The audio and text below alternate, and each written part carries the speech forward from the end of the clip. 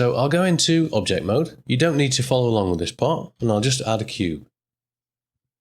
I'll move it out of the way, and I'll go into edit mode, and I'll just bring this face up a bit.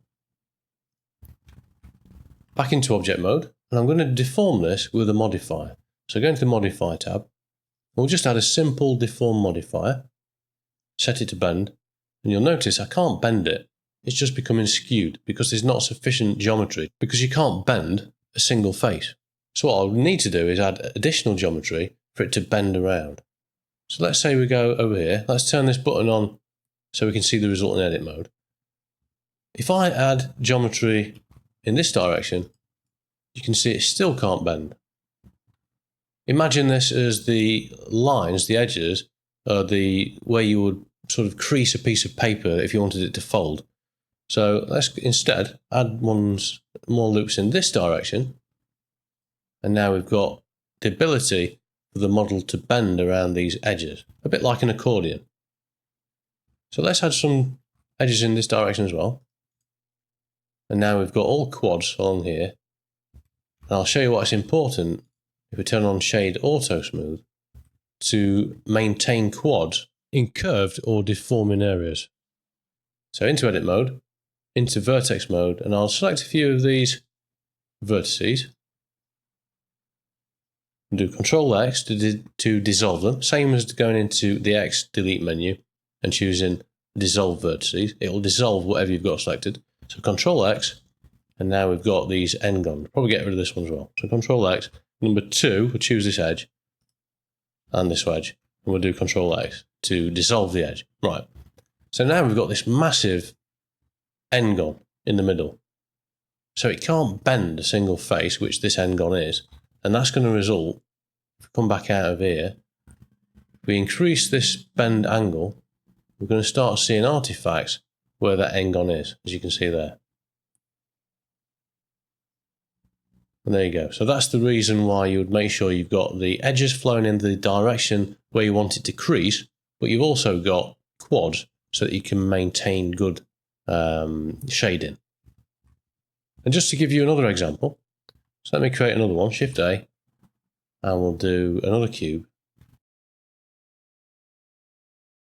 Right, let's say we add a few faces there. Now, it can bend, but what happens is number 2, if I make these edges not exactly in the direction of the bend. So let's move these up.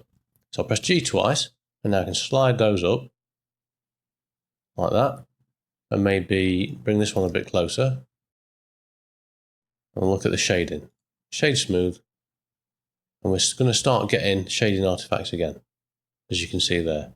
Even if I turn up in the data panel, the auto smooth amount, you see we're still going to get shading artifacts because those edges are causing the faces to hinge in a different direction to the bend, which is leading to the faces themselves trying to bend and getting those shading artifacts.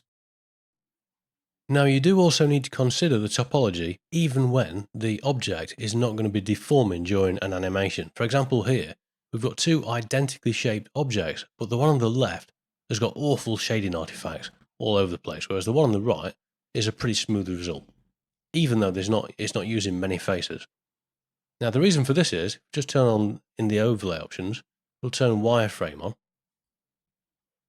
You can see that on the one on the right, which is quite smooth, the faces and the edges are flowing with the curvature of the actual geometry. You can think of it like the curvature lines on a map. Whereas the one on the left, if we zoom in a little bit, where we're getting all these artifacts, it's because there's a transition between angles of the curvature happening across the faces, and that's trying to cause those faces to bend, which is creating those artifacts. Now, one possible solution, although not ideal by a long shot, is to add a subdivision modifier. So if I press Ctrl 2 on this one, you'll see it's created as a subdivision modifier with 2 levels of subdivision. Let's just turn off the optimal display and we can see all the new faces that that's created. Okay, so it's resolved the issue a little bit for us, but we're probably still going to be getting, you see, we are still getting faces trying to bend in the middle, because they're still not quite small enough. So if I turn this to 3 perhaps, then you can see we're getting a much more smooth curvature, but we've had to use so much geometry that it's not ideal. It's going to lead to longer render times, and it's also going to increase the amount of RAM necessary for the object. And also, you'll notice it's created all of this horrible topology on top where we had that big n-gon. So before, when we were doing the picture frame, we had these big n-gons, and it was fine because it wasn't going to be subdividing. We weren't going to be using a subdivision modifier, but also it was on a completely flat face, which this is also a completely flat face, and it's surrounded by faces that are identical angle to the big n-gon as well. So that's why we're not getting any shading artifacts with auto smooth. But you can see as soon as we turn on the subdivision modifier, it's going to create this horrible mess, and that's going to lead potentially to more shading artifacts, particularly if it's not, if you've got n-gons that aren't on a completely flat face. We can probably get away with it there, but it's still not ideal. Again, this one, Control 2, we're going to get the same problem. We've got that big mess on top, which can lead to shading artifacts. So what you'd need to do to fix this, if you are going to be using a subdivision modifier, so doing subdiv modeling, which we'll look at later, then you do need to make sure that you do avoid any large n-gons. So let's just move this one across, and I'll show you how you can fix that. So let's just get rid of this for now. We're going to make this top section all quad. So we're going to edit mode. Number 3, I'm going to choose this face. I'm going to delete it. So press X, and then I'm going to choose to delete the faces. So press F. And then go into edge mode, number 2. I'm going to alt click to select the loop all the way around. And in the face menu, we've got something called grid fill, which we can also access again, Control F, to bring up the face menu as well. So if I choose grid fill, that's going to make sure that that top section is all quad. I probably want a bit more of a better distribution than that, so I'll press F9,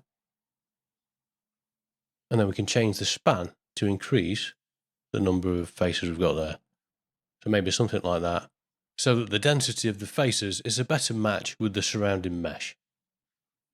And now, if I do a subdivision modifier, so Control 2, and turn on optimal display, you'll see we're no longer getting that big mess on top, and we've got all quad. Right, so these are things you need to consider. Basically, in a nutshell, if you've got curvature, you need to make sure the topology is following along with the curvature of the mesh. And if you're going to be using subdivision modifier, make sure you've not got any large n-gons, otherwise you're going to end up with this sort of problem we've got here.